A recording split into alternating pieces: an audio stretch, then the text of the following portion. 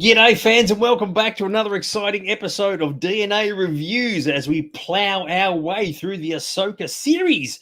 And with me, of course, is the Mr. Aaron. How you going, old son? Excellent. Been a long day and it's only Monday, so I'm already tired of the week. How about you, mate? How are you doing? Mate, I'm hanging out for a bit of Star Wars nerdy talk. We're looking at good old part 6 of the Ahsoka series, Far, Far Away. Absolutely fantastic.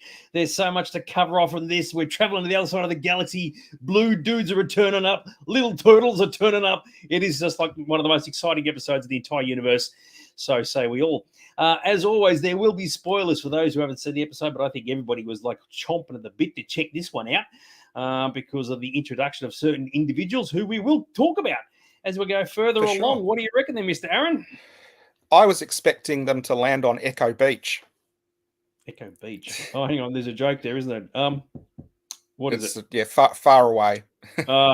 Very good. I was thinking Echo and the Bunnyman when you said that. So unbelievable. Yeah. Very, very cool. Good stuff. All right. So we're just going to jump into it. Now, the good thing about this particular episode is that it's sort of like you start in one area and then you go to another area and you don't go back to the first area. And I've got to admit, which is kind of handy from my point of view when you're doing very, very exciting stuff regarding the slides. So this one I loved, right? So we're with the Purgles flying through hyperspace. And so you look at this imagery.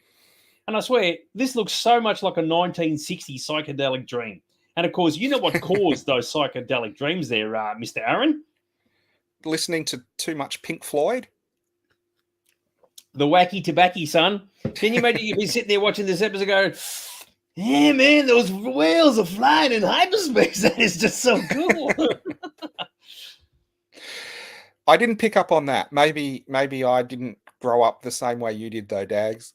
Oh, well, I mean, I just see things in a different way. I mean, it was a very, very cool effect, but by the same token, it's like as you've said, they've taken the Doctor Who kind of look and they've just changed it around a little bit. It was very, very good. It looked very groovy. They obviously said we've got, as you said, ludicrous speed in hyperspace. How does it look? And it's just all these funky colors and whatever else. And you'd be sitting there going, mate, that is just tripping me out. Absolutely loved it. Oh, yeah. Very, very cool. Yes, very good.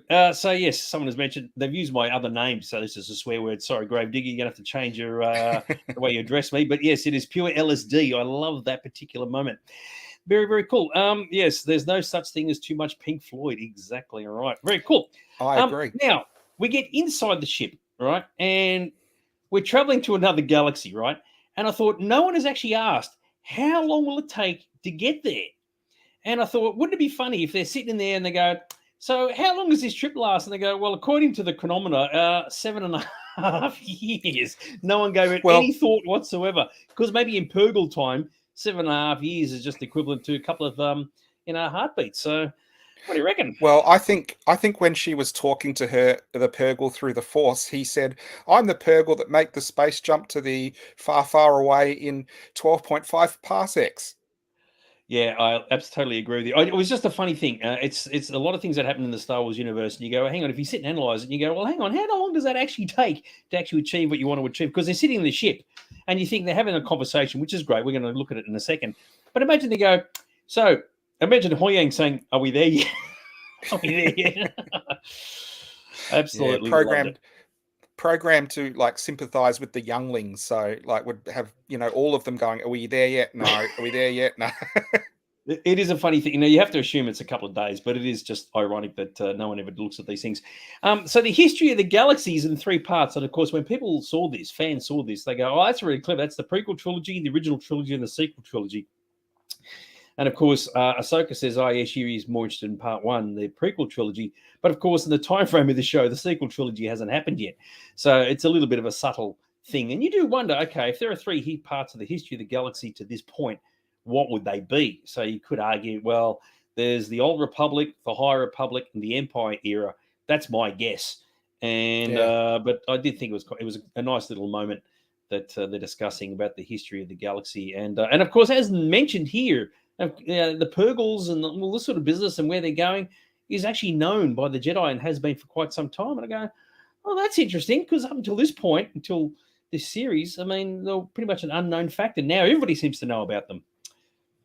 Yeah, and I think I said to you before that the Purgles and some of maybe the story points of the series are in the closing credits with star maps and stuff like that. So I was wondering if you can sort of work out what's going to come up with some of the stuff in the star map. Something else that's in the credits comes up later, but I'll discuss it when we get to it, I guess.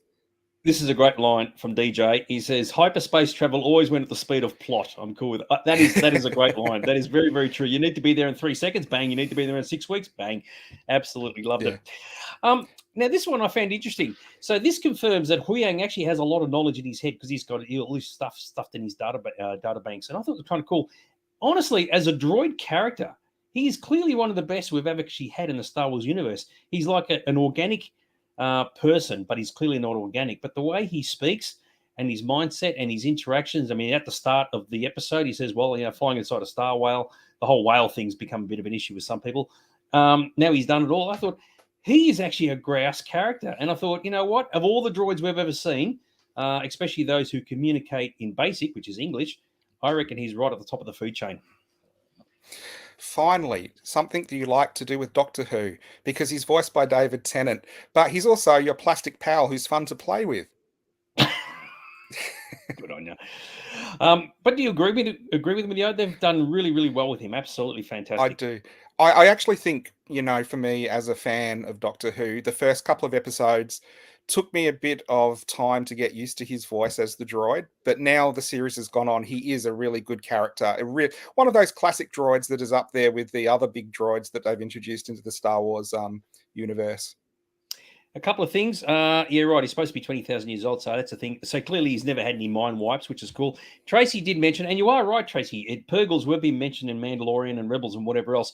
But prior to that, in all the movies and that, no one's ever mentioned them. No one's ever referenced them. And it's a big deal. You've got these things that can actually fly to other galaxies. And it just never got referenced on screen anyway. Imagine the middle of the Clone Wars. They say, oh, my goodness, we've got to get out of this galaxy. Oh, there's some whales that fly off to some other place. We'll just jump on those and away we go. So it's interesting. Where I was coming from is not that they exist, is that everybody seems to know about them. And I thought, remember what I said last week, that if you knew that there was an organic creature that could fly to a different galaxy, how many people would be sitting there sort of hooking tow ropes to them to fly off to see where they go to? So that was my observation. I'm not being critical of it at all. I'm pretty sure there's maybe some Star Trek episodes, Next Generation maybe, that address that kind of thing with a creature that can travel through, warp space. But it is different for the Star Wars universe. I was wondering when they were in there if we were going to see some Minox flying around or something like that too. Yeah, wouldn't it be funny if the first line out of Huyang's mouth is, oh, there's an awful lot of moisture in here. Exactly right. Tracy said about the Purgles, they may have been in more than one publication. That would have been in recent years. That would have probably been in the comics or the books, but it certainly was not in the George Lucas era. I mean, flying whales have been around. So for those who didn't know, the Awars, the whales that appear in Camino in Attack of the Clones, you see the Cameronians riding them. They fly around. And the original concept for flying whales was right back in The Empire Strikes Back, because the guys in Cloud City would ride whales around Cloud City, but they couldn't do the visual effects. So the idea of flying whales has been around for a long time, since the George Lucas days. But the thing of the hyperspace, that's different. So that's new. So very, very cool. Yes. What? Okay, I'm sorry. There's a few comments coming through. I'm just trying to keep up with them all. DJ said, I'm sure they'll visit the Yuzhan Vong's homeworld. Yeah, we're going to bring up those guys a bit later on. We did actually mention it last week, that there's clearly something that the Night Sisters are afraid of, and maybe it's them. But anyway, we're still stuck on the ship, right? And of course, Ahsoka's concerned about the fact that, Sabine broke the rules, went off with the bad guys intentionally. It's the whole thing to save Ezra, and there's going to be some impacts for that later on. And of course, when Sabine catches up with Ezra, she doesn't say anything about how she got there. And I thought this was cute, right? The irony of using the long time ago line at the end. And of course, they are actually traveling to a galaxy far, far away. I thought it was very, very clever. It really sort of worked. So how did you find that? Yeah, I did wonder how far they would push the imagery and playing with the words and stuff like that. We all know, of course, far, far away is where Shrek lives, though. So I was expecting when they turn up, Lord Farquaad would be in league with Thrawn. Yeah. So, sorry, I'm agreeing with you, because whatever you say is just like gold to me. It's like angels are singing to me. So it's all. Oh, good. Gavin's asked about Huyang, 65,000 years old. I don't know, but he's quite old. So he's been around for quite a long time. And yeah, he's obviously got a lot of knowledge and a lot of history. And you are right. You don't want to just sit there and pick his brains. And I do. Tell me about all this stuff from the past. It'd be absolutely fantastic. So there you go. Well, Tracy thought what you ever said was funny. So I agree with you, Tracy. It was absolutely side-splitting stuff. I'm here. My internal organs are spilling out even as we speak. Dear. But it was very cute. The far, far away. Absolutely love it. All right, so what's going on with our big ass ship, right? So it finally arrives at the destination. When I first saw this image, I go, hang on, is that all this down here? Is that the galaxy full of planets? And you got this big ass planet in the middle. I go, that doesn't seem right. Well, that's how big would this thing have to be? It's like the size of the center of the entire universe. So did you think that's what it was, or did you just know straight away it was a planet? At first, I thought it was like you. I thought, wow, that's really amazing at the center of the galaxy, but then I realized it must have been a ring. Continuing on what I've said the last couple of weeks, though, the imagery there, you've got one hyperspace ring to control them all, haven't you, really? Now, hang on. That was funny. You've been waiting to say that joke for ages, haven't you? All right, very good. All right, so yes. But did you answer my question? Did you actually think that was actually another galaxy? Because they're flying off to another galaxy. We haven't actually seen it. All we've seen is a planet with a lot of dead shit around it. Yeah, no. To answer your question, I did think at first, is that the galaxy or a planet, and it's different or something? But yeah, it's just a planet with debris. Very cool. All right, so have a look at it. So the whole Dathomir witches thing has really gotten a lot of expansion in this particular series, which is really grippy because I don't think anybody saw it coming. So this is called Padilla, and they originated from this place. And it's interesting because Morgan says that they were actually riding the Purgle since the dawn of time. Make of that what you will.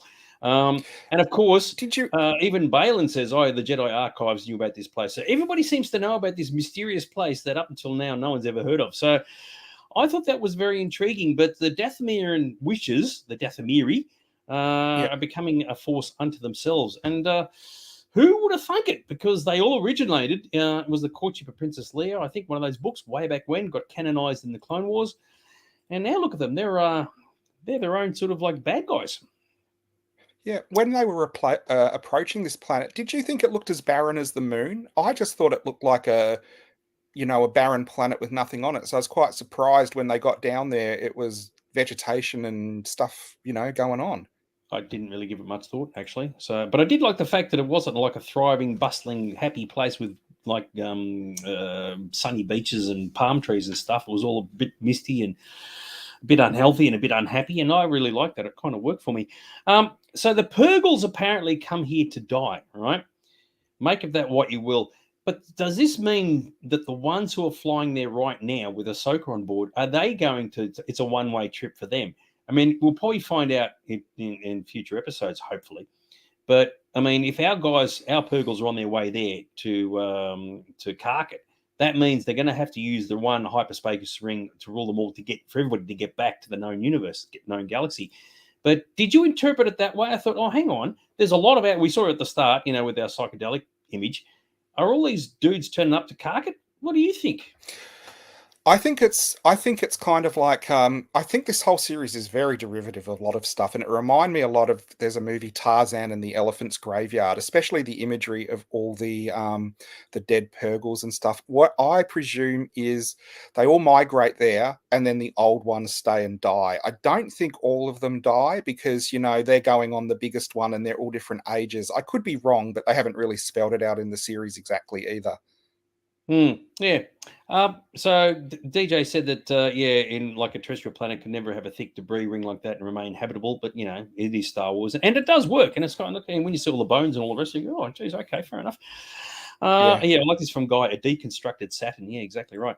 Wouldn't it be funny if we discovered that the rings of Saturn are actually like bloody whale bones or something? Imagine that. Very, very cool. Do you know who needs to go there? Obi-Wan with his chopping up whale sushi, that his job between being Jedi. Love it. Very, very cool. And as a complete aside, apparently I gave you a lesson in Star Wars toy collecting I will never forget. Okay, I'll make of that what you will. Hopefully, it was That's good his pick. advice. That's Dag's pickup line. Come back to my house and check out my huge collection. Mitten box all the way, fellas. And you are right, Gavin. Whales on Earth and elephants do it as well. So, but I mean, what's interesting is like we've got a large pod of these dudes flying on their way at the moment. So they all get together and go, okay, kids, are we all ready to drop off the perch once we arrive? Once again, maybe it takes 7 years to get there. And they get there and they go, you know what, we're completely stuffed. That's it. And they just cark. Who knows? Anyway, doesn't matter. We're making fun of it when it should be a serious bit. Anyway, so we get on to Perdea finally. Get to see some, Lord of the Rings inspiration here with the big statues, which I've got to admit, there's some creepy ass statues. What do you reckon? I think a lot of it's based on Doug Chang's designs. I've seen some of it before, even right back to the art of Phantom Menace, especially the witches and some of the imagery. I'm sure you'll bring it up as well. They land at freaking Helm's Deep. I don't know Oh, if you noticed how much it looked like it. There is lots of great imagery going on in this whole series. it's kind of funny, and I don't want to sort of like draw parallels, but what they've done in this series is similar to what they did in the third season of Star Trek Picard, where they brought back a bad guy that everybody had forgotten about. So in that series, it was Picard, wasn't it? Oh, yeah, it was with the founders, right? Which was like the changelings and whatever else, and Yep. it worked really well because everybody had forgotten about them. And it turns out in this series they brought back the Dathomir witches. Right now, we thought they're all gone, they're all destroyed. And if you ever watch the Clone Wars, you see all that's the entire saga. But they've returned, and I actually think it works really well because there's more Yes. to them, as I said there, than what we knew before. And they actually harness a great level of power. And if you were to ask fans a year or two ago, oh, who do you think will be some really, really cool bad guys in the series prior to Morgan appearing in The Mandalorian? I don't think anybody would be picking these guys at all. And for those who didn't know, so there was a great mother called Talzin that was in the Clone Wars. That's the picture of her there. Yep. But now we get to see them in live action. And of course, their power is dark magic or magic, if you will. And it's their version of the Force. And I think it's really interesting because you don't really know just what it is they can do and how much, say, between the three of them, how much they can conjure up. Because if I recall, even in the Clone Wars, Palpatine was afraid or concerned about Talzin. And I Yes. really like that. I think they've done an excellent job with this. Well, I'm not sure if you know, as I was saying, going right back to the Phantom Menace, when they were coming up with the main bad guy Darth Maul looks, they Mm, came up with the Sith Witches first. It was one of the things earlier in the process, and they look exactly like that. And George Lucas said, too scary. So mm. they are really good bad guys. They are a mix. DJ says it as well. There's some very Geiger-esque stuff in this episode. And as we go through, there's lots of derivative stuff from other science fiction. I thought this was a great episode, actually. I really loved it. Yeah, it really worked. There was a part of it that I thought I was a little bit kind of wanky, but this was stuff that was like, okay, I'm really intrigued now to see where they're going with this. This is like going into territory we haven't seen before, and where's it all heading? And I agree with you. I thought it was like very engaging, and that's actually something you don't get very often in Star Wars. I did love the fact that Shin does the comment more freaking more friggin' witches. She ain't a happy camper at all. And it's like, well, Yep. now it's getting out of hand. There are three of them. One of the things I like about this series, and it's kind of turning into territory I like, every time they explore the Force and have new Force powers and add to the Force, kind of detracts from it from me. Don't muck with it. But this has turned into an area that they haven't explored before. So I'm happy for them to go do whatever they want and build some new mythology because it doesn't mess with anything we've already heard.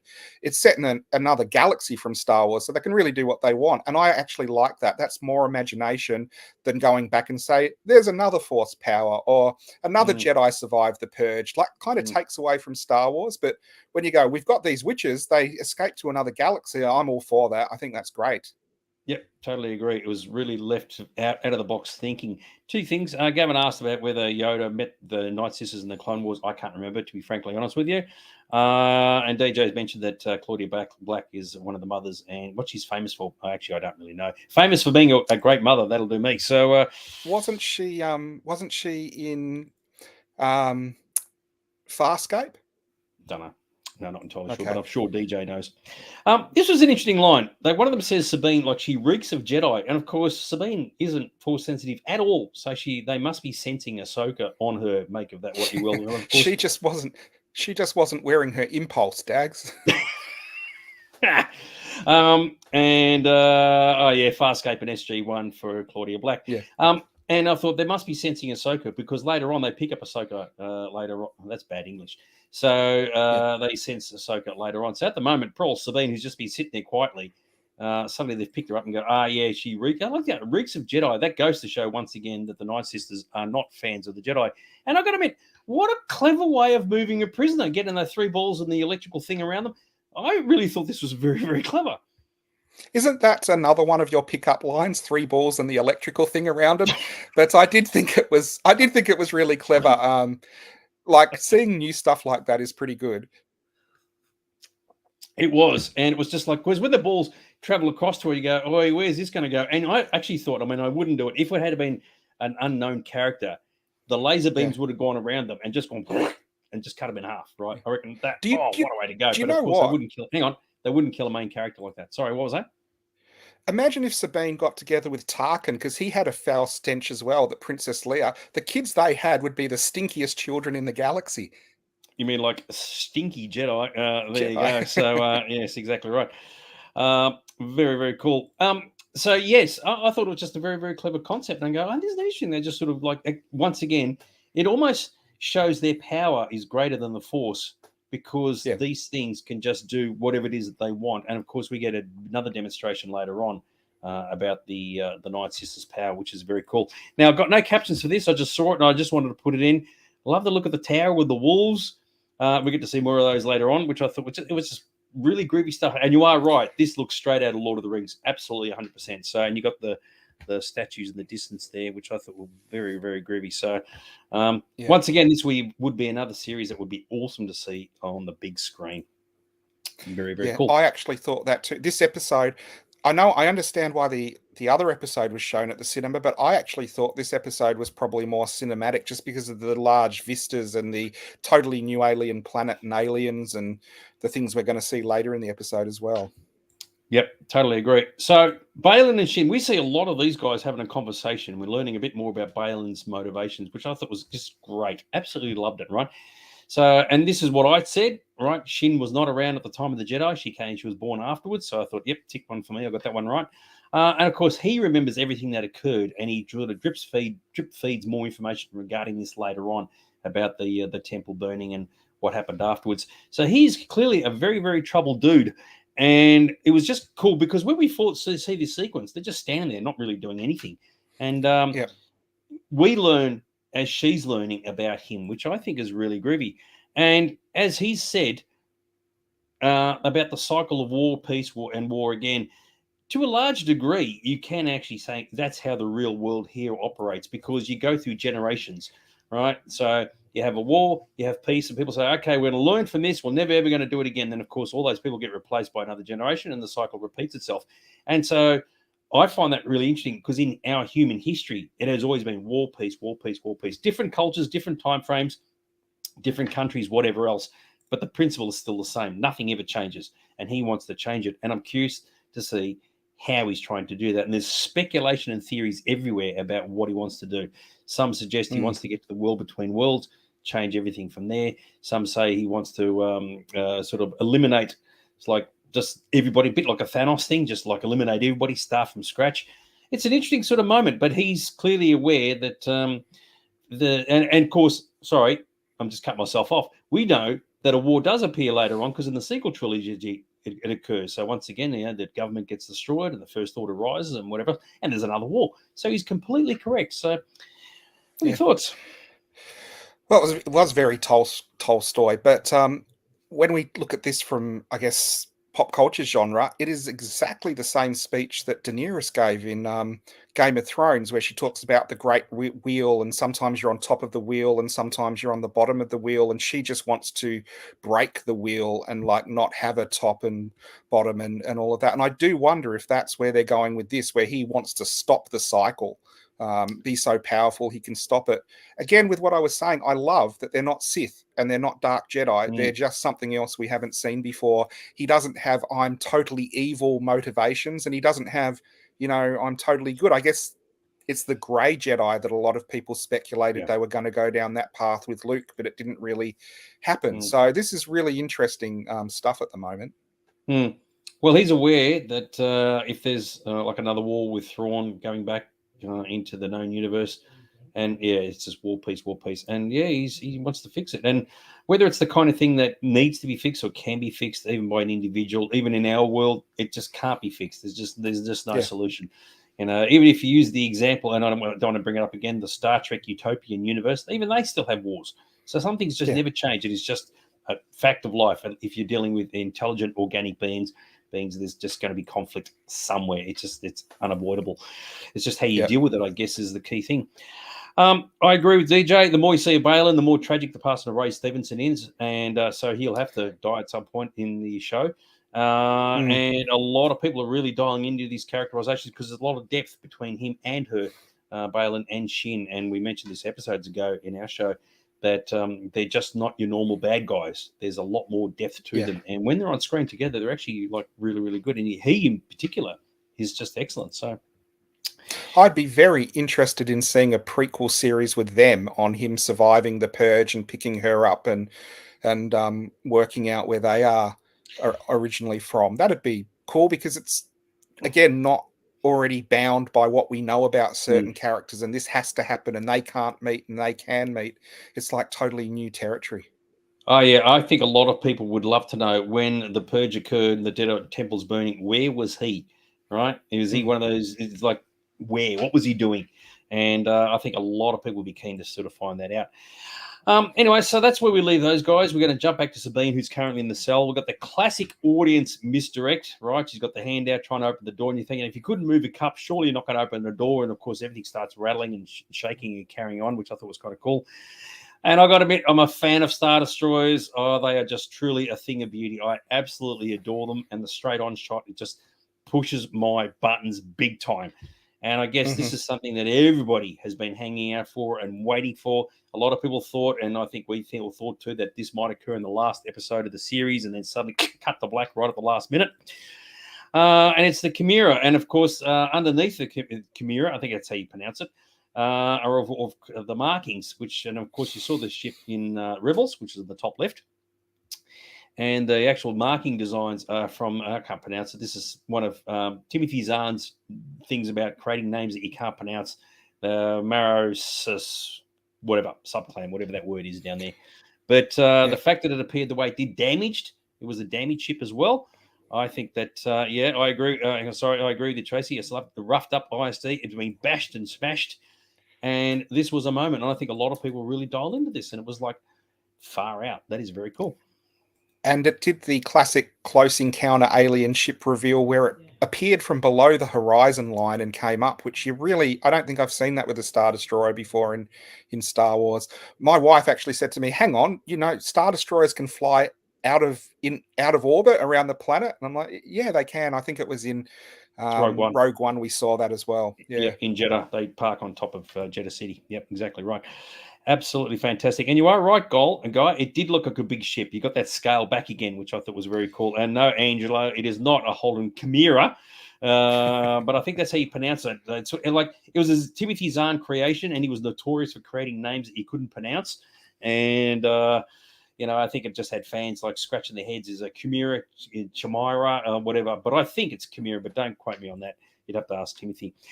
Very cool. Mm. I love this one. It's like the ideal parking spot right over the top of the temple. And of course, somebody's already suggested, mate, if you're going to build the UCS Star Destroyer, and some people have already done the Chimera designed underneath, you can build the base to hold it up and make it look like this temple. And I thought that is an ingenious. What do you reckon?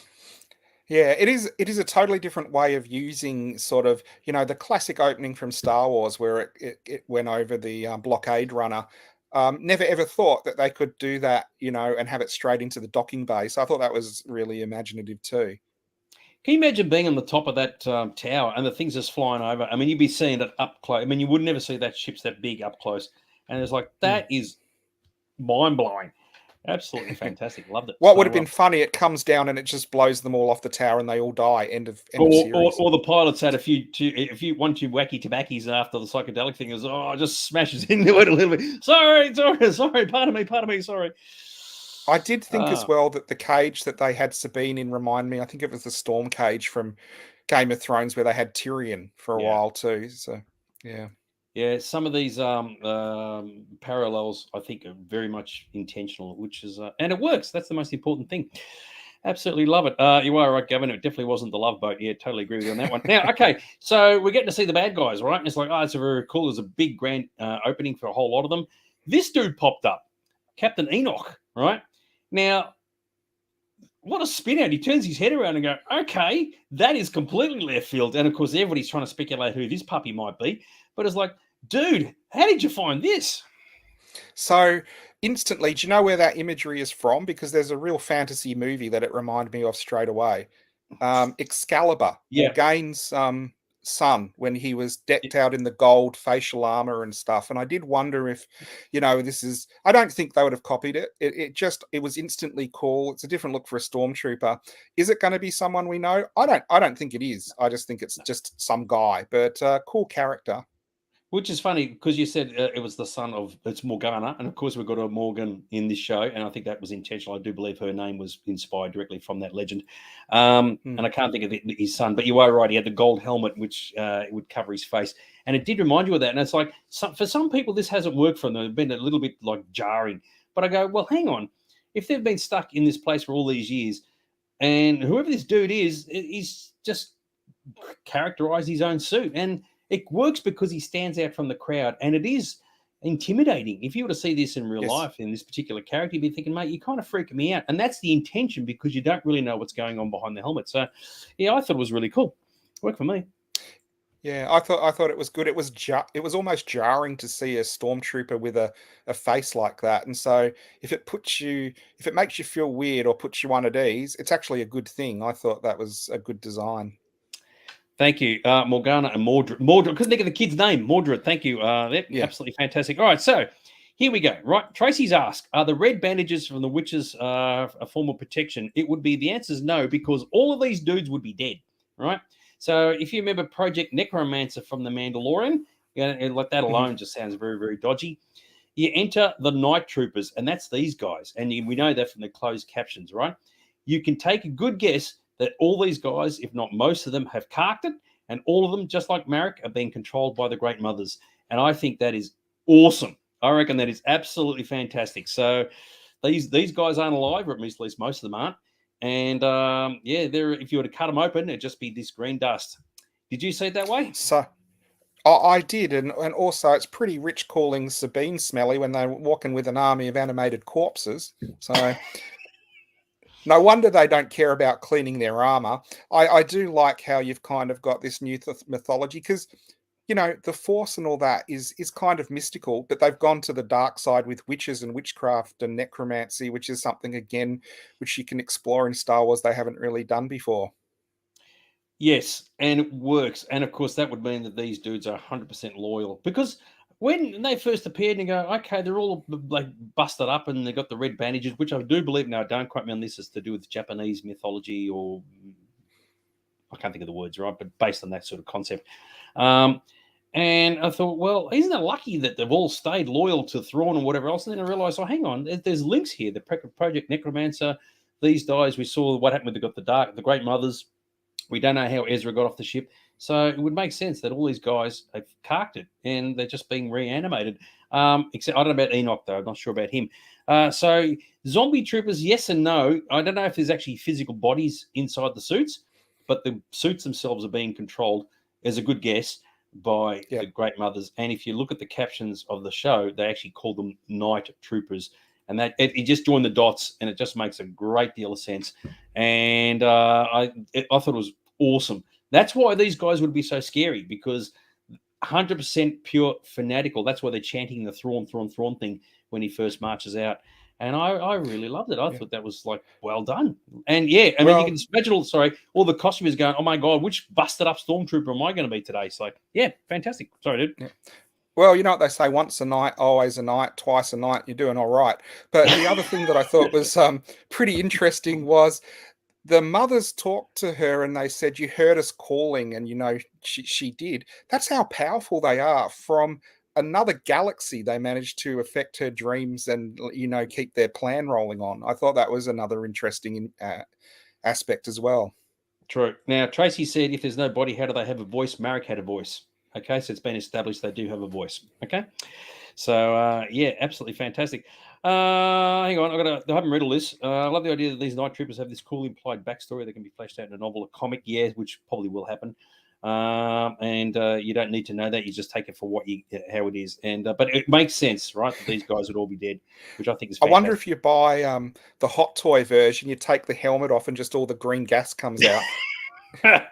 You get some what's a green spice or a herb, and you just pour that in instead and go, there we go, it's good to go. Yes. Absolutely love it.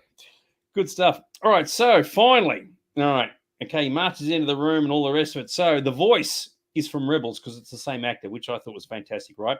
Some people have said the blue is a little bit light on the color. To be fair, he is a bit on the portly side, so he's obviously had a few too many chicken dinners on this planet. But finally, we have Thrawn. Will the fans now shut up and stop complaining, saying, "Where's Thrawn? Where's Thrawn? I want Boba Fett. Now I want Thrawn." He's there. Shut up and enjoy it. What do you reckon? I actually thought that Thrawn was one of the instantly best villains they've had. I loved him straight away. I love it. You can see there how much taller he is than the regular troopers. Yep. I thought the bright red blood of his eyes was actually really amazing too. I thought his look they captured perfectly. I couldn't have asked for a better personification of Thrawn in the flesh. What did you think? Worked for me. And I think using the same actor, Lars Mikkelsen from the TV series, was ingenious. The voice, as soon as he spoke, is like, bang, dude, you've nailed it. Yeah. The other thing that was great, again, he isn't a I'm evil to the core villain. He's actually quite a gentlemanly villain. You know, he's bad and his motives are bad, but he's not like, okay, now we'll just kill everyone kind of thing. Yep. It's one of those, it's a multi-layered performance. And I'm glad they didn't turn Thrawn into a two-dimensional villain. Yep, totally agree. And a lot of people commented on the eyes, about how red the eyes are. One thing I did pick up on, it's hard to see because I've got the text over it, is markings on the uniform. I think he has actually got damage on the suit. Yes. And so, because when I looked at that, I thought, what is that marking just there? And I think maybe it's just a stain or damage or whatever else. But yeah, it's massively charismatic and it's really, really cool. So getting beyond this, so he knows who Balin is, which I thought was interesting. And of course, he knows who Sabine is, which I thought was kind of groovy. But we're not entirely sure why he's aligned with the Great Mothers. There's clearly something there between the two of them. So you can imagine when the Purgles turned up with the Chimera, Ezra's on board, Thrawn's on board, the Great Mothers see them. How does he work out a truce between him and them? What did he give them? What are they getting from him? And I mean, it'll be explained, I suspect, in future episodes. Yep. But as of right now, you're going, what deal did you have to sell to the devil? Maybe you had to say, you could take all my troopers and turn them into zombies. I don't know. What did he have to do to gain their to gain their trust? So, what do you think? I'm not sure. I was interested that he is obviously in control because he is ordering them around, and it is one of those alliances you think, I wonder how long this lasts till they don't want to be ordered around anymore. I presumed they were in exile there. Maybe they were taken there by the Purgles or something, and his deal was, you help me out, I'll bring you back and you can help rule the galaxy, you know, the one we know. Because they do talk about not wanting to be in that galaxy and you don't want to be left here and, you know, leaving. Maybe there's nothing there but primitives or something. I don't know. Yeah, I'll get that later on because it gets brought up as well. Because ultimately, you got to say, well, who gets what out of this particular arrangement? What does he get out of it? What do they get out of it? Now, if the Great Mothers have been there the whole time, you would think logically they've got nothing to gain from it. But clearly there is something there, and I don't know what it is. And of course, I think we're not meant to know. It's going to be sort of like fleshed out as we go further along. But it really sort of worked for me. DJ said he was good, as in Thrawn. Probably he's supposed to be a genius tactician, and the character is really hard to write. So we'll see. To be fair, he's in a bit of a box at the moment. I mean, he can't go anywhere. He's sort of trapped there. He knows he's got to get out of exile. Morgan's turned up. He's got the Great Mothers there. They've got to load. We're going to discuss the cargo they're going to load. We'll discuss that in a moment. And the dude's just got to get out of Dodge. And yeah, we'll cover that off. But it was really well done. It was a really good moment because you just didn't know what was going to happen. Very cool. So we've confirmed that Balin and Shin are mercenaries. So it was mentioned a few episodes ago that Morgan was hiring mercenaries, and we weren't entirely sure how Balin and Shin fit into this. And I said that they were mercenaries, and they are, which means they are expendable, which comes up a bit later on, which I thought was kind of groovy because it was kind of cool. And of course, Ezra has escaped, and we don't know how or what occurred there. So you can imagine when they arrived in this part of the galaxy, because they were fighting on the Chimera at the end of Rebels when they nicked off into Nana land, he somehow got away. And I like the fact that Thrawn even says, oh, here's the last known information as to where he was. So maybe they just said, you know what, we don't know where we are. We're juicy fruited here. How about we just let you go? The war is over as far as the world's concerned. We'll stay on our ship. You piss off out into the Nana, into the boonies, and we'll just call it a day. What are your thoughts? Well, I did think it was interesting. I don't know if they're doing much there, but twiddling their thumbs, waiting for the time they can go back, that they didn't send people out to find Ezra or what was happening. I did think it was interesting. He's like, 2 squads will be enough because we're pretty low on numbers here, kind of thing. So it indicates that they're not a huge, powerful force in that galaxy. But I guess it will be elaborated on future episodes what exactly is happening. So I actually thought that Ezra sliced and diced a shitload of dudes, killed everybody. So, you know what, mate, you're just killing, because he would have the power to do that. Ezra is force sensitive.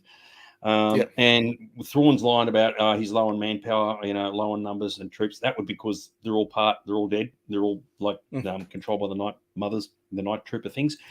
So somehow or other he got off and they just let him go. But clearly Thrawn is keen to still knock him off before they get away. So I thought it was interesting. So, but yeah, rather than saying there was a big fight and he's dead or he killed everybody, they parted ways. And the fact that they give Sabine the ability to go and find him, I thought, that's interesting. So plans with it as part of the tactician thing, maybe that DJ mentioned earlier. So you're right, Tracy. What would the mothers want if they have access to a power greater than any other? Although this will come up later on about the fact that even they want to leave Perdea, and we're going to cover that off when the time comes. So something has given them the red hot squirts and they've got to go. So it'd be interesting to see where that leads us. Now, this is interesting, right? Everybody thought these were coffins, right? Because they're shaped like coffins, but they've got lights on them. You wouldn't have lights on a coffin. So these would have to be stasis tubes. And as to what they're carrying is anybody's guess. It takes 3 days to put all these things on board the ship. And I tell you what, you could make of this what you will, but I saw the lights and I go, yeah, you wouldn't have lights on a coffin. So what do you think? Well, I presume it's an entire army of the Night Sisters or their acolytes or something, and that's what they want Thrawn for, because they want Hitchhiker Ride, with an instant army to take over, where they left off. I can't think of anything else really what it would be. What did you think? You know what? I actually don't know. I thought they were coffins, right? Until I went back and looked and I go, oh, hang on, there's something in those. And you could be right. What they're doing, they're loading these things onto the ship. The ship then goes back to the known universe, and whatever happens, happens. So we have to assume that the Great Mothers can't get back to the known universe under their own steam. And that could relate to the fact that Purgles only make a one-way trip. So if they wanted to grab one and do a U-turn and go back, they can't because they just come over and they cark it, right? So they're stuck where they are. And maybe up until this point, it hasn't been a problem. Thrawn turns up with a ship. What does God need with a starship? Another Star Trek reference. And they go, beauty, we can actually go back to where we came from. We've been stuck here for a long time. Love it. Who knows? Did you notice on the ship, not only do they have the warp engines, but they have the doors from Deep Space Nine now as well? They do. They do indeed. Okay, so lights could be the operating lights for the hovering. They could be, but I'm not sold on that one. So, I think there's got to be more to it than that. If it would make no sense that you've got coffins full of dead people and it's going to take 3 days to load them all onto the ship. There's got to be something more than that. That's just too easy to say. You open them up and there's just corpses there. It's got to be something else. And I think those lights were put on intentionally to show that. So, as he said, hibernation pods, probably. But as to who's in them or what, I don't know. And I think that's the cool thing about it. So, and Morgan did say that the mothers harnessed the traveling whales, but that could have been in a one-way trip from the known universe to Perdea, not back again, right? Based on what they've said in the episode, the Purgles fly to Perdea and die. They don't say they go back. And that's the information we've been given. And when you're drawing those dots together, it makes sense as to why our heroes have been stuck on Perdea. Our heroes, the bad guys, have been stuck on Perdea this entire time. because the whales don't Yep. go back. So that's how I interpret that. So Also, if you look at the closing credits that do seem to show the flight of the whales and where they go, it is a one-way trip. You don't see anything coming back. All the star maps all converge there, but they don't have anything coming away from there again. yeah, that's exactly right. So now this is an interesting one, right? I go with the dark magic Sith cloning tech that with the Imperial and Remnant are using to eventually bring Palpatine back from the dead. You do wonder if there's a link there. And I don't know. I mean, we're not meant to know as yet. I mean, obviously it's a big deal. They're moving these coffins, or whatever these things are. It's going to take them 3 days. So there's obviously a lot of them to get stored. You don't know. But the Night Sisters weren't fans of Palpatine. So if you remember in the Clone Wars, it was actually Palpatine who wanted them dead. He's the one who sent Dooku and Grievous to kill them all. And it was, if you've ever seen that episode of the Clone Wars, that's what pushed it right past the PG into the rated M territory, slicing and dicing females left, right, and center. And you go, that is something you don't see in a cartoon of any description. And they didn't just like one shot, they're gone. They're just getting like sliced big time. So clearly they wouldn't have Palpatine references here. So unless you don't see it in a cartoon, unless it's on after school ABC viewing on our finest free to air network.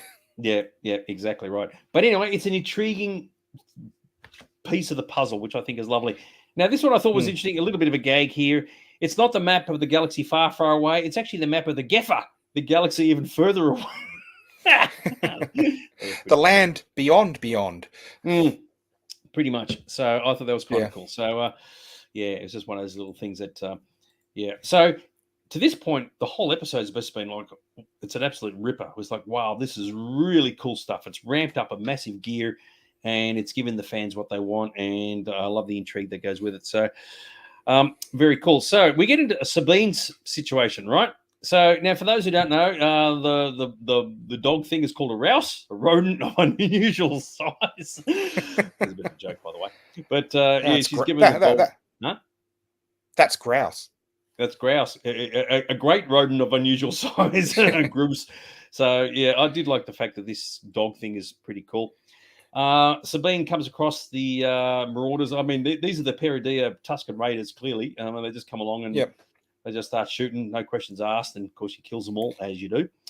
Let's one run away. So I'd be curious to see what he, when the one who runs away goes back to the team. Oh my God, don't mess with the woman. And very, very cool.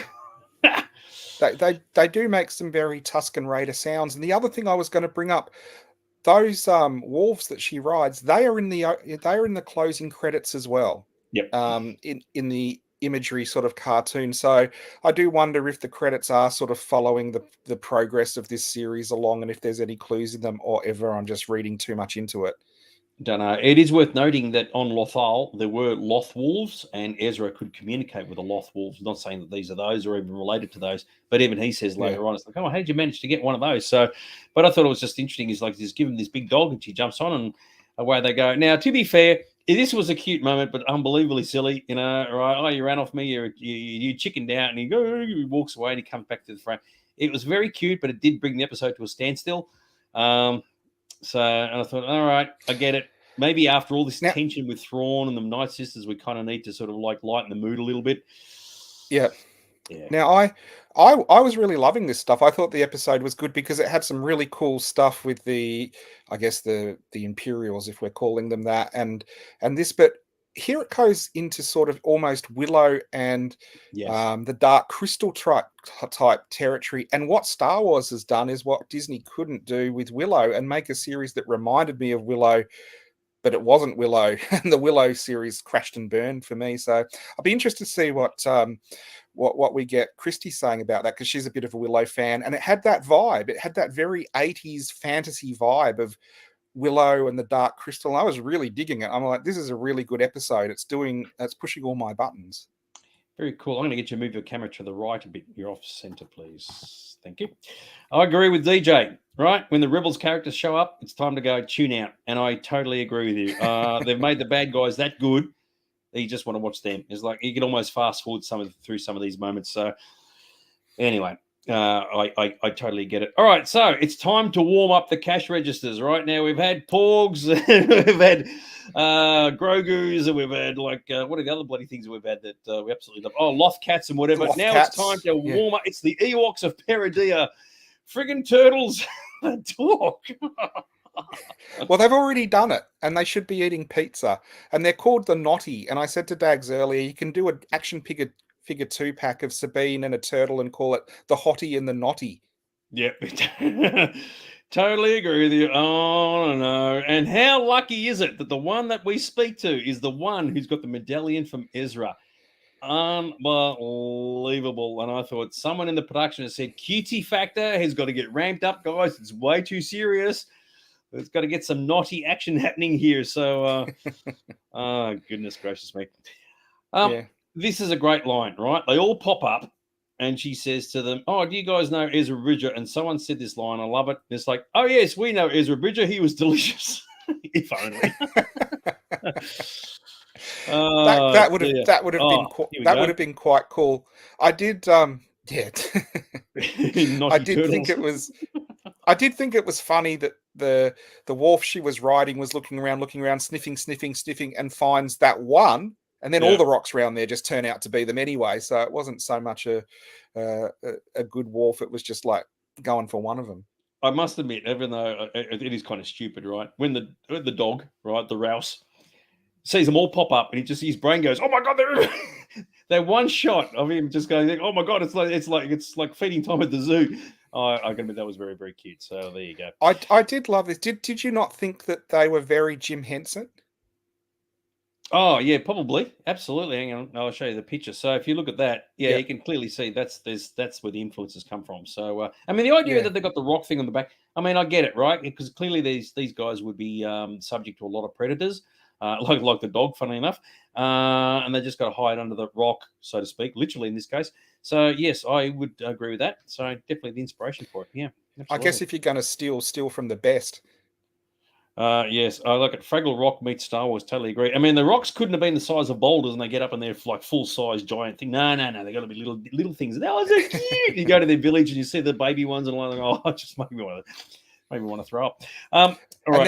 And then you have Grogu in there just putting the babies in his mouth and chewing them yeah, up. absolutely. So I thought that was very, very cool. Shane has made a mention of saying about the medals from items from Ezra. They may have, but it was just funny that they see the logo on the pauldron and go, oh, look, here's a medal from that too. Well, how lucky is that? So, and it is suddenly this episode from this story follows the Return of the Jedi scenario. It's like, oh, we've just come across a local who happens to know where our hero happens to be. Get back to the village. Sure enough, there they are. So straight out of Jedi. Unbelievable. So anyway, not to worry. There you go.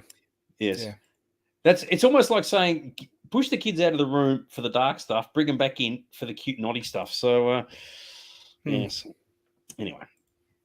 Fantastic. So straight out of the labyrinth. Yeah, it actually that's a good comment. Yeah, totally go. And I agree. The figurines and plush toys will go nuts. Yes, go the naughty. Absolutely fantastic. So there you go. So are you going to say something?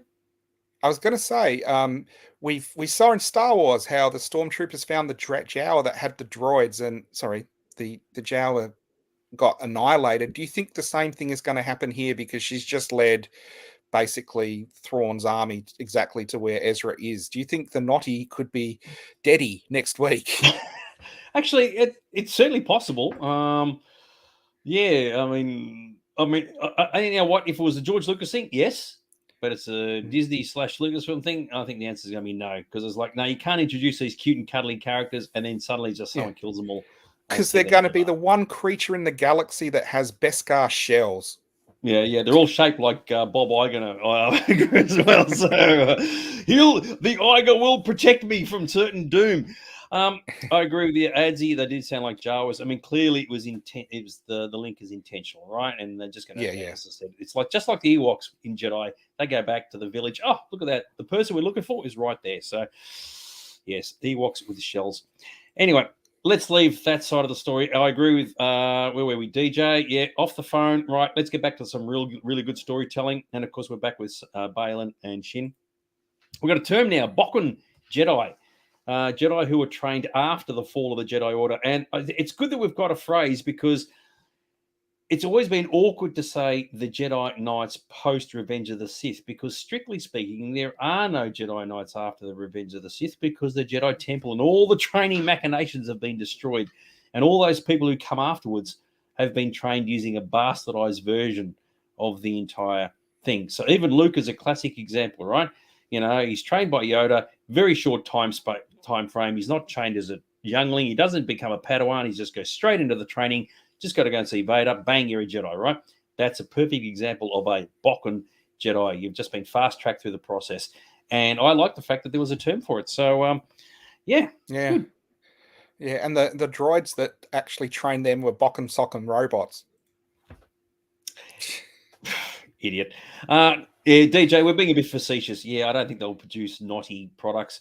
But it was just the thought that if they did, I mean, little kids would love them, just like they like Grogu, Porgs, Ewoks, and so on and so on, and Lothcats. So, but it's just funny they can produce a character for the show. You go, oh yeah, I can see the cash registers ringing for this. So we've had cash cows, now we've got cash turtles. So yes, very, very cool. Back to Baylan. So there's a big discussion between him and Shin, and he says he misses the idea of the Jedi, right? Peace and Guardians of the Galaxy, right? There we go. But not the truth of it. And the truth of it is, what's the truth of the Jedi? You take people away as children, you indoctrinate them into this society, and they stay there. No attachments, no relationships. That's it. They're owned by the institution that they're a part of. And that's why I've said there, it actually sounds like they're referring to some real life religions. And I think that's actually quite interesting. So when you look at the Jedi holistically, you got to remember that not anybody can join their order. You got to be someone special, i.e., Force capabilities, and they would be looked upon as elitist from the outside world. And once again, we saw that in the Clone Wars as well. So, how did you interpret all this? Yeah, you have to be Force sensitive or Sabine, and that's about it if you want to become a Jedi. I do know when in the early drafts of Star Wars, I think George Lucas referred to as bad Jedi as bogan Jedi or something, and I did wonder if it was related to that. No, in the Force, there's a bit of story education for you. You got the light side and the dark side, but they've actually got names for them. The light side is called Ashla. The dark side, believe it or not, you can tell this is an American thing, is bogan, right? So yes. If you're a yobbo, sort of you've got your Winnie Blues and like drinking your VBs, yes, believe it or not, you're a bogan, and you actually a disciple of the dark side of the Force. Go figure. Clearly in America, they did not know what bogan meant in Australia, but anyway, we move on. Yeah. Oh, I thought you were going to say something else. Okay, no, that's all I had to say. That's all I had to say about that. So, yeah. Right. Yep. Very, very cool. So anyway, so you can sort of see where it's all, where he's coming from. He saw it all. You see from a certain point of view, so to speak. And then when you drill down, you go, you know what, I could see where there are failures. And so he's obviously reevaluated his entire life post the purge, the Jedi purge.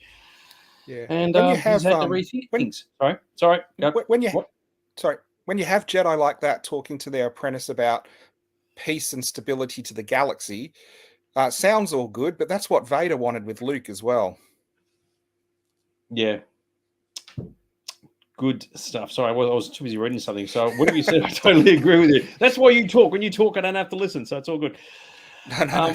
When I talk, you don't have to listen. Excellent person to be on a podcast with. Absolutely fantastic. Very, very cool. Do you think he is leaning towards the grey? No, the grey is where you get the balance of the Force, where you have somebody who acknowledges that you need to have possessions, relationships, and friendships, but you've also got a dark side to you as well. So in other words, you've got to allow both emotions in. You can't just isolate one or the other.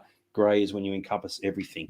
And of course, that gets covered off, in some series or something where they realize, that's what the Jedi Order screwed up on. They would try to eliminate that side. Just no friendships, no relationships, no this, no possessions. And of course, you can't do that, right? And then you're more susceptible to the dark side.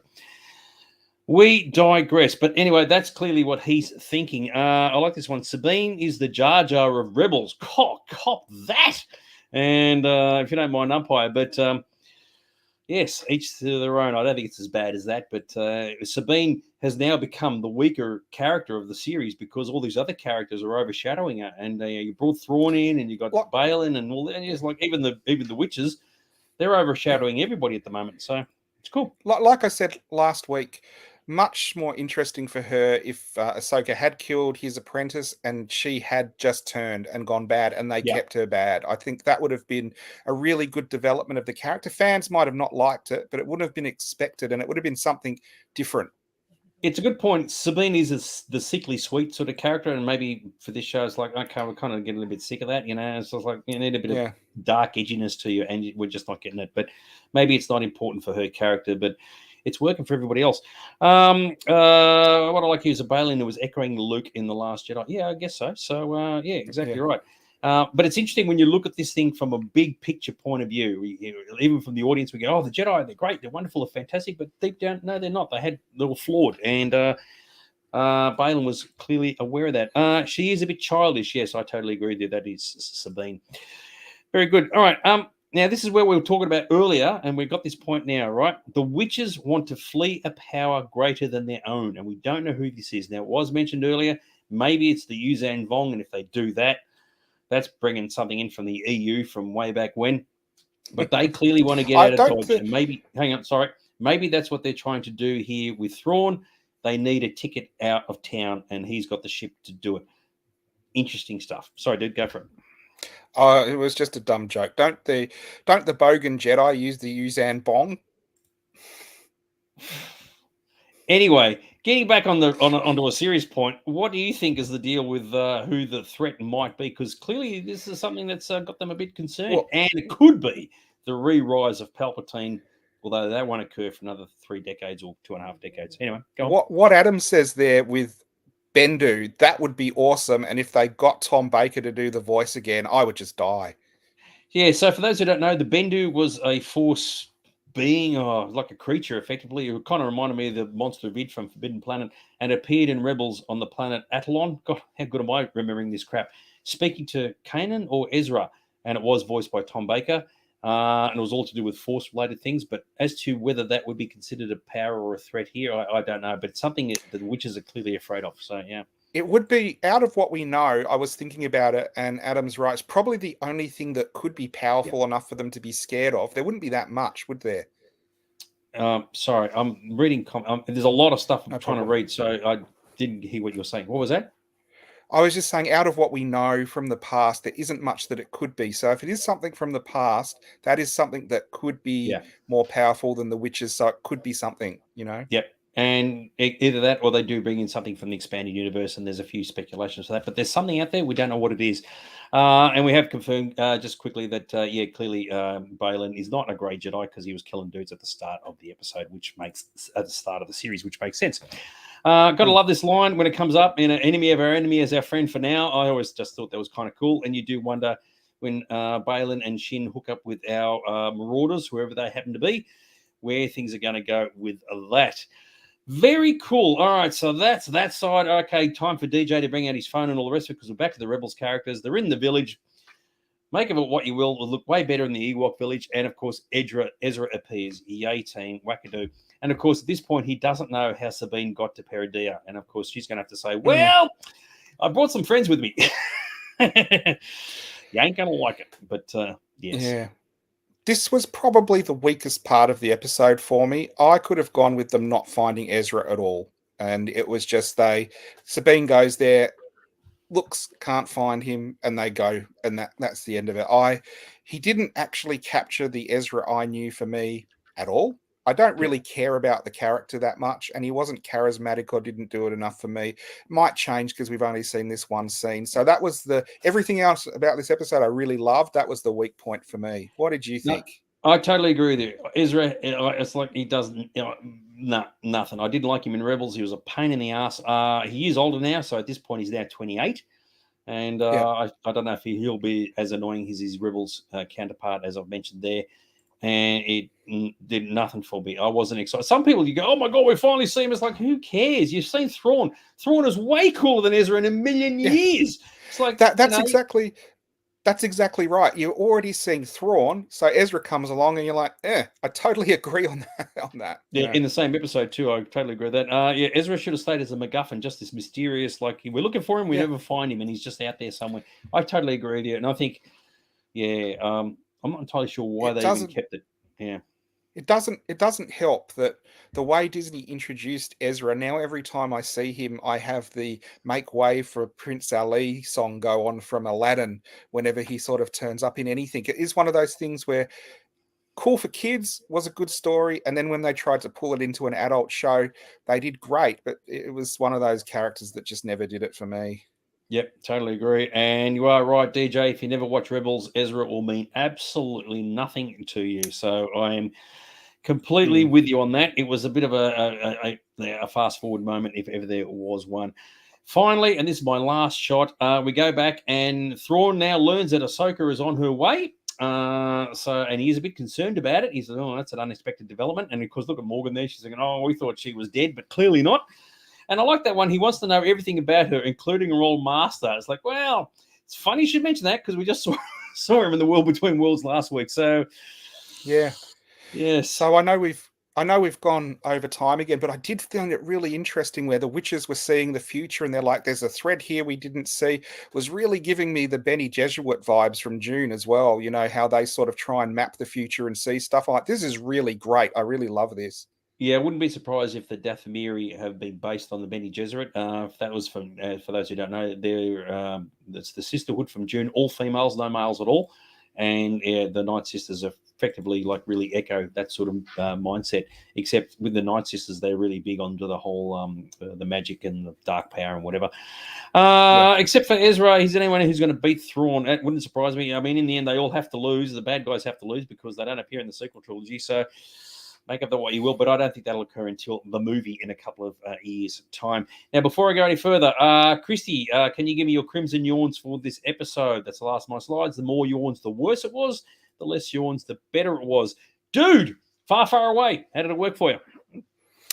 Well, I know everyone liked last week's with the Clone Wars and live action young Sabine and everything. I liked this episode better. I thought this was a really good piece of fantasy television, which is what I like. It had like depth to the characters, an interesting plot that wasn't just like some of the other Disney stuff that's by the numbers. I truly don't know where this is going. It's got some interesting stuff in it that I really want to know what is happening. Like, what are they loading in? What is the relationship with the sisterhood and Thrawn? What is Thrawn's plan?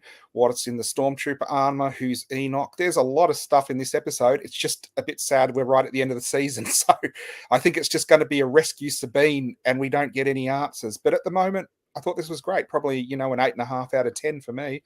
What did you think?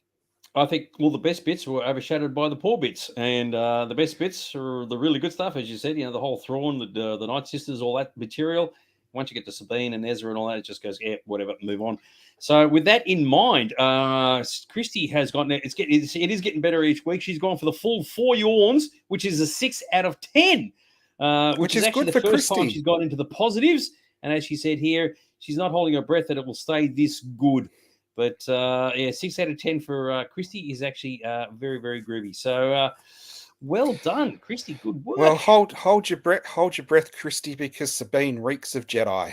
She does apparently reeks of it. Just what an interesting term, reeks of Jedi. And suddenly you see the reek from the Attack of the Clones, Geonosian and things. It's like, got that kind of reek, you idiot. Those Sabine accolades of Jedi. Anyway. Fantastic. Now, before we finish up, if you haven't done so already, don't forget, if you haven't done so already, to check out the Sci-Fi Zone socials on YouTube and Instagram and whatever for other shows that are appearing besides this one. And as always, if you haven't done so already, check out Aaron's Collectibles. The poor bastard is there by himself at the moment, doing a fantastic job. How you going in the store, Mr. Aaron? Oh, I know. My offsider Chad has disappeared up to Queensland with his mum for a romantic holiday. So I'm stuck in the shop all day talking about Docky Who to my friends who come in to visit and occasionally give me a lunch break and let me move the car so I don't get a parking fine. We've had collection after collection come in. It's overwhelming. There's lots of new stuff, but at the moment I'm flat out busy. Very cool. Just quickly, Chrissy said it was the Sabine stuff that raised the score. In other words, that lowered the score, funnily enough. I think that's how it means. The more yawns, the worse it was. So, yeah, I think that's how that worked. Tracy said she's excited for the Rex appearance. He talked about Rex as in Commander Rex, Captain Rex. Yeah, well, he appeared for briefly last week. So There you go. Make of that what you will. DJ said it's a 50-50. The Thrawn Night Witches stuff is awesome. Yep, totally agree. The rest is leaving you cold. Yeah, I'm with you on that one. I think there's few people feel that way.